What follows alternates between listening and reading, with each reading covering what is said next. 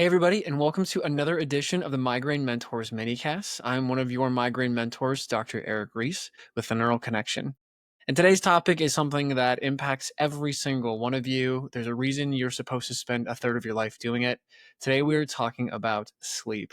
We're talking about the magic of sleep, especially with chronic migraine, chronic pain, this whole complex we've been talking about for a very long time. And sleep is one of those things where it's a bit elusive, right? I can't tell you how many times I have patients coming into the office saying, "Hey, listen, I don't sleep very well." And if it was just as easy as me telling them, "Hey, you should sleep better," then every problem would be solved, right?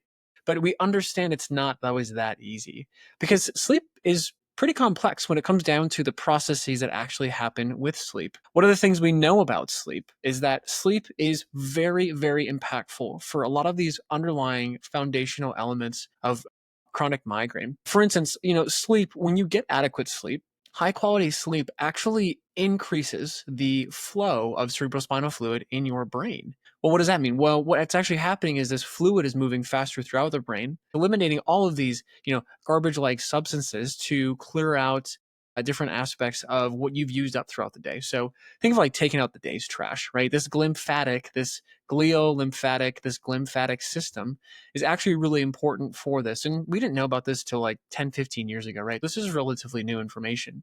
What we know about sleep is it's very restorative and there are anti-inflammatory aspects to that. We also know that sleep can also help stabilize unstable neuronal pathways. This is a really big factor for patients who are dealing with like chronic migraine. We've talked about this in the past about how sometimes those membranes can get a bit leaky. They can leak out ions, and this is why hydration is always so important, but why utilizing electrolytes is really impactful for patients who struggle with chronic migraine as well. We know that sleep can kind of restore this unstableness of these neural pathways, and that's a really big aspect, a really big component to why sleep can be really therapeutic for people. We also know that sleep can be very restorative for hormonal and helping neurochemical balances, so production of neurotransmitters, balancing out serotonin, melatonin, even cortisol. Like all of these things are involved in sleep. So if your hormones are a bit skewed or off, of course, inherently your sleep's going to be off. But if we're able to get you to sleep better, you can actually see therapeutic benefits of these hormones and these metabolic, cascades improving over time. And so sleep is a very restorative system and process for you. Like I said, it was easier said than done of just saying you should sleep more. I understand the irony of saying that, but that's a really big aspect. One of the other things we know about sleep is very important for controlling and dampening inflammation and modifying the immune system in a beneficial way. And so this is something we know about, like just like vaccinations, right? So when somebody goes to get a vaccine, you have this inflammatory cascade and you have this immune response. The sleep quality before and after that actually has a really big impact on the amount of antibodies you produce. There were some studies that were cited a bit ago, and I may not be fully up to date on this, but the week leading up to a vaccination, if you see a decrease in your sleep, let's say you're sleeping around like 4 or 5 hours, you can see up to a 50% decrease in the antibody production afterwards with the same vaccination as somebody who's sleeping 6 to 8 hours a night. Now, it's not just the vaccination, it's actually the amount of quality of sleep that you're going to get because it modulates and improves the efficacy of your immune system. So it's a really big deal because we know so many people, and so many of you probably in this community struggle with your sleep, right? You're in pain. And when you're in pain, you don't sleep very well. When you don't sleep very well, you feel tired and fatigued, and you probably have more pain waking up in the morning. And the cycle just self perpetuates itself to the point where you'll be taking anything. People will get put on Lunesta, they get put on Trazodone, they get put on these medications to try and improve your sleep. But at the end of the day, you're not actually approaching the underlying fundamental issue with sleep, which is that there's so many factors that go into it, right? I wish it was as easy as taking a medication, but in a lot of situations, it's really not. And I'm not against medications. What I'm all for, though, is us making sure that we're actually developing the quality habits that are needed to actually improve sleep. And this is where kind of the rubber meets the road is that, there's a lot of contributing factors. Medications can be there, hormonal changes can be there. Blood sugar dysregulation is a really big one for a lot of people that I've seen clinically, but I've also just seen in the literature. And then these post-stromal symptoms, the dizziness, the fatigue, the nausea can sometimes just disrupt regular sleep. And so we have to consider those factors. But there is light at the end of the tunnel. And what I'm going to tell you is that in order for you to actually get restorative sleep, there are different sleep habits and sleep hygiene that really comes into play because you're not powerless in this, right? There are a lot of really good, simple things that can be done that can add up cumulatively over time to have a really big compound effect. So the first thing is you have to support your melatonin production naturally. Now, this is kind of dealing with like lights and making sure that you're not just like staring into a computer screen right before you go to bed at night. That blue light will inherently tell your brain to stay up. And that's kind of how our brain uses these cues in our environment to tell us whether or not it's a daytime or a nighttime. And so that's really important. Sure, you can use blue blockers.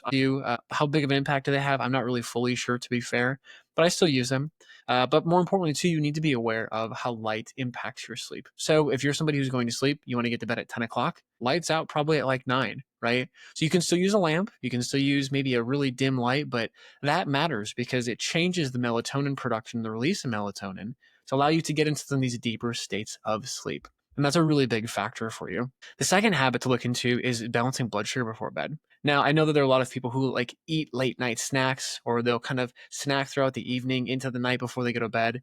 The moments that you do that, you have to be careful, because if your brain, interprets that as, oh, I should stay awake and digest, well, then good luck going to bed really quickly. There is some research and data showing that carbohydrates can have a bit of a narcotic effect. And while that is true, you have to be careful. What I would say is you don't want to spike your blood sugar too quickly. So if you're going to have a snack later at night, make sure it's with protein and carbohydrates and a little fat as well. That will slow down the release of blood sugar, and that will actually help you kind of get into a deeper state. One of the other things to also consider too is just supplements, right? So we would love to say you can get all of these through your diet and your environment. We know that that's not always the case. So B vitamins, methylated B vitamins, especially for most of you in there who are dealing with methylation issues like myself, and or magnesium. There are different kinds of magnesium to consider.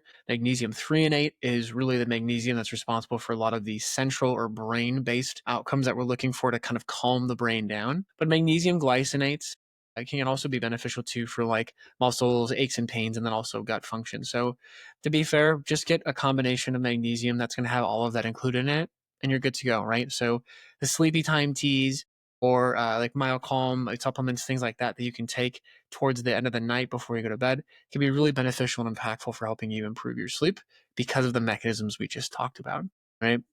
Another thing you can do at home is you can take a hot shower at night. So as paradoxical as this seems, you can take a hot shower at night. The steam will, cause peripheral vasodilation, so everything's going to kind of open up. But then once you get out of the shower, you get this cooling effect. And you want to see a dip in your core body temp before you go to bed at night. That will actually be really beneficial and therapeutic for you. Doing a cold plunge at night will not be beneficial for you, because as you get out, you're going to have the exact opposite effect. And so they say what you should do is you should cold plunge in the morning before your workout, and then you should steam or do saunas after the workouts and also before you go to bed at night as well too. So another factor for you to consider, if you don't have a sauna, just use a warm bath or a hot shower. One of the other factors for sleep hygiene is also considering that when you have coffee throughout the day. I love caffeine. I can't have too much of it. I kind of have to have my sweet spot. So green tea is really my, flavor of choice. But for those of you who are coffee drinkers, it's kind of a double-edged sword with some of you who get chronic migraine, right? So there's a vasoconstriction component with coffee, especially if you start drinking coffee. Depending on the dose and the quantity that you have, there can be different effects physiologically. Yes, there can be some beneficial things from coffee too, right? Like waking up and feeling more alert. But you have to be careful because coffee has a 6-hour half-life, which essentially means if I have a cup of coffee at noon, at 6 o'clock, I still have half the amount of caffeine rolling through my blood system and my brain. Well, if I take a look at that again at midnight, I still have a quarter cup of that caffeine and coffee still in my bloodstream. Now, that can, of course, keep you up at night. And so you have to be careful with timing your caffeine, whether it's with coffee, yerba mate, matcha, or even green tea. You got to be careful with some of those things, and you got to consider it, okay? And it's not just doing it once. It's doing it over days, weeks, and sometimes even months, right? I think the other thing that's really important for you to consider too is everyone has to have a winding down routine, right? These habits are really important for us. You have to kind of get into a ritual. The brain and body like that. There's some interesting data coming out about cognitive behavioral therapy, and how you can use it to actually improve sleep and specifically insomnia with sleep. But one of the first steps that you have to take is that your brain has to associate your bed with sleep. If you're watching Netflix in bed, if you're talking to friends in bed, if you're talking on the phone, if you're doing computer work or on your laptop in bed, your brain will associate your bed and location with those tasks. So the theory and the thought process behind this is to say, listen, your bed should only be used for 2 things: sleeping and sex. So those are things you should only be doing in bed. Those are things you should be prioritizing. Everything else should be out of the bedroom, or at least out of the bed for sure. If you're a meditator in the morning like I am, get a spot in your office or get a chair that's in the room, but it's not in your bed, right? These are ways for you to start mentally and cognitively associating sleep with your bed to get the most benefit and maximizing your ability to actually get restorative sleep. Now, the last thing I will say is I think wearables can be really beneficial and effective. I have too many. I have an Oura Ring. I have an Apple Watch. I'm sure I'm probably going to get something else at some point. But wearables can be very therapeutic and educational for you to understand how well you slept last night. The flip side of them, though, is you can actually get false positives and false negatives with that. So, for instance, let's say I slept really well last night, but my Oura Ring was like, hey, dude, you didn't really sleep very well. I could emotionally, psychologically, kind of based on a placebo effect style outcome, be like, oh gosh, I didn't sleep well last night and now I'm tired. But actually, I did sleep well last night. And so you can have the reverse effect. And then, of course, in the most beneficial way, the exact opposite is true. Let's say that your Oura Ring or your Whoop or your Fitbit told you that you slept great last night, but you didn't. And all of a sudden, you're like, gosh, I got so much energy. My workout feels good. The opposite can be true, right? So I'm not saying that that's a good thing or a bad thing. What I'm going to tell you is that there are different trade offs with that being said. Okay. Now, with all this to consider and all those things that I just mentioned, at the end of the day, we have to find out what works best for you. Okay. We just don't always know. And so this is why this is really advice or trial and error or theoretical. At the end of the day, you need to be the one to determine what actually works best for you. So I hope that that was helpful. I hope that that was educational. I hope you got some information from that. More importantly, too, if you are somebody who just stumbled upon this video, we put our Migraine Mentors newsletter out every Wednesday at 6 a.m. Central Time for our Migraine Mentors community, and our community is growing every single day. We are here to provide evidence-based, evidence-informed tools, tactics, and therapies to help you take care of yourself in the most non-invasive and integrative way. If you're somebody who's a subscriber to our newsletter, thank you so much for supporting us. We can't thank you enough for this. And if you aren't a subscriber yet, what are you waiting for? Click the link below in the description of this YouTube video, and we hope to see you again at next week's podcast. We'll see you later.